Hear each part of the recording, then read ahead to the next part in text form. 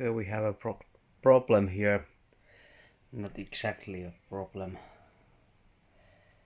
I was getting tired of the sound of the 181 kitaco BB key, and we had a reason for it. If we look at the piston here, so you can see that the skirt is worn very badly. Some of you have complained about this kit that it has a side noise on it, and I had mine too. Otherwise the kit is fine, rings are fine, the cylinder is fine, but somehow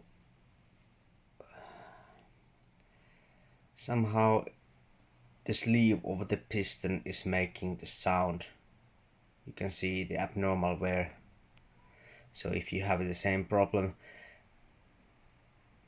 mine had no problems in power or smoke or anything, but I didn't just like the sound. And we have a new pistons coming there.